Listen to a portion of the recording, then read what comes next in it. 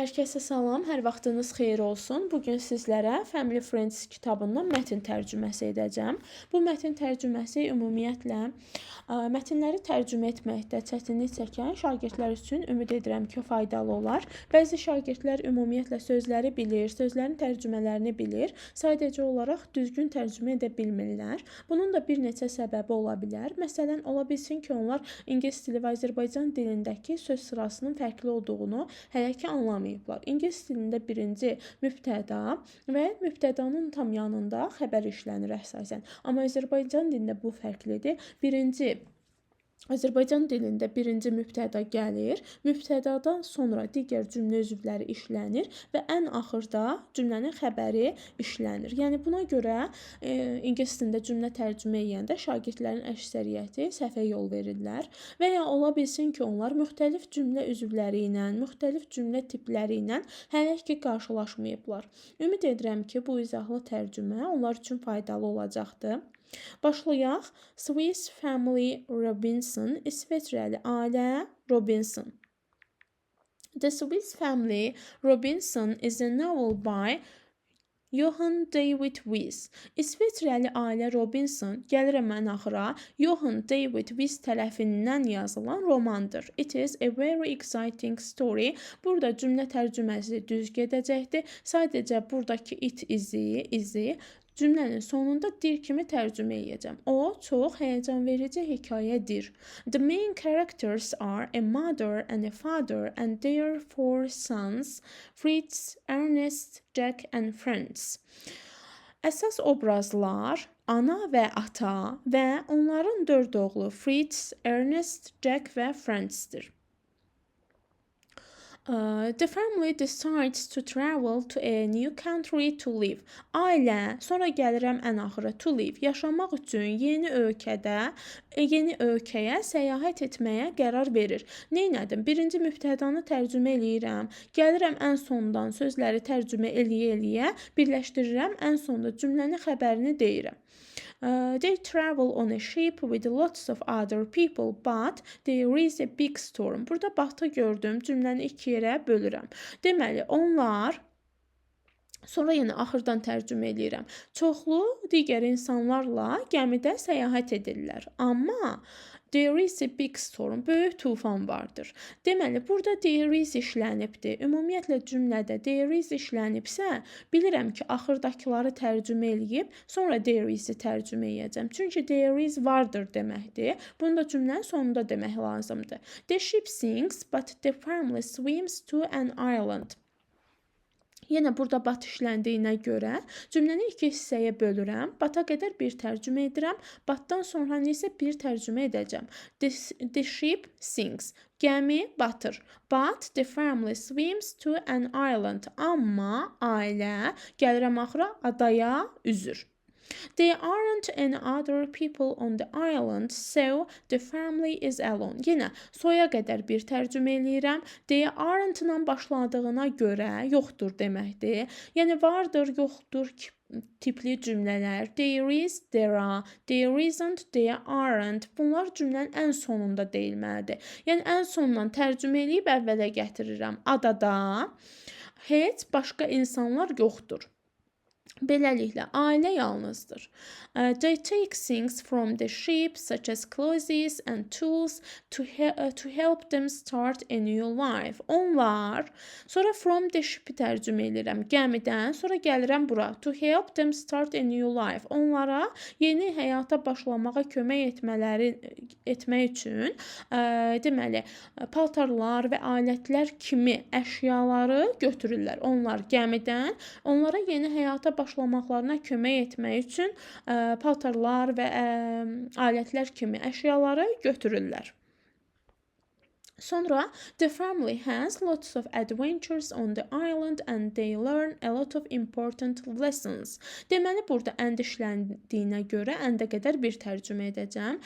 Ailənin, sonra gəlirəm yenə axıra, adada çoxlu macəraları olur və onlar çoxlu vacib dərslər öyrənirlər. Yenə öyrənirlər feilimiz harda işlənibdir? Mübtədanın yanında işlənibdir. Amma birinci mübtədanı deyirəm, sonra gəlirəm cümlənin ən sonundan toplayıb ən sonda cümlənin feilini tərcümə edirəm. They find out that the island has everything they need to survive. Onlar öyrənirlər ki, tapırlar ki, find out araşdırıb tapmaq, öyrənmək mənasındadır. Onlar öyrənirlər ki, onların sağ qalmağı üçün need to survive, sağ qalmaqlarına ehtiyacı olan hər şey adada var. Yəni ada onların həyatda sağ qalmaları üçün ehtiyacı olan hər şeyə sahibdir. First, they use wood from the trees to build a house in a tree. Birinci, sonra gəlirəm axıra, a house in a tree. Ağacda ev tikmək üçün, ev qurmaq üçün ağacların odunundan istifadə edirlər. When the weather is cold and wet, they move to a cave and make a home there. İndi baxırıq bura. Deməli, burada vergülə qədər ayırdım. Veti də tərcümə edib dayanacağam. Və cümləm when-lə başlayıbdır.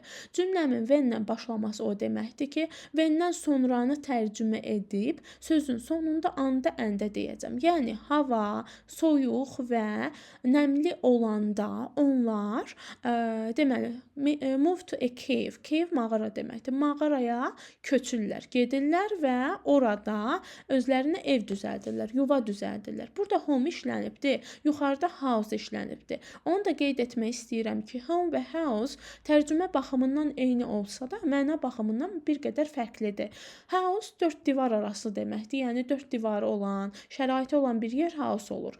Home isə daha çox emosional mənadadır, yuva mənasındadır. They grow vegetables and fruit from seeds and they hunt animals for their meat.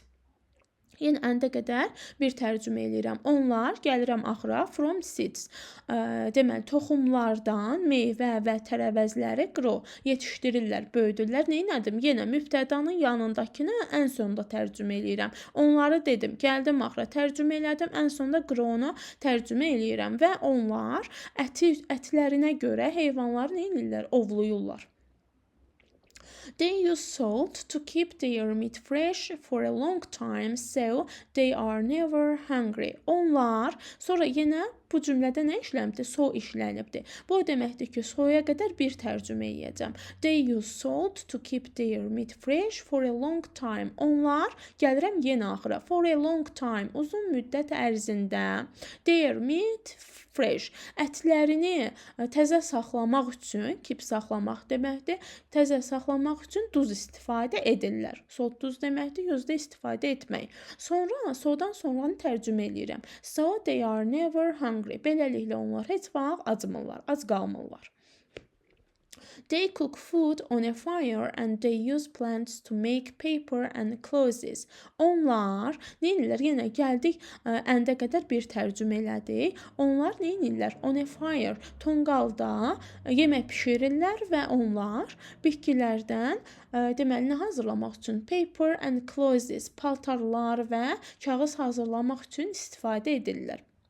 Belə olacaq ki, cümləmiz onlar, sonra gəlirik axıra, paltarlar və kağız hazırlamaq üçün bitkilərdən istifadə edirlər.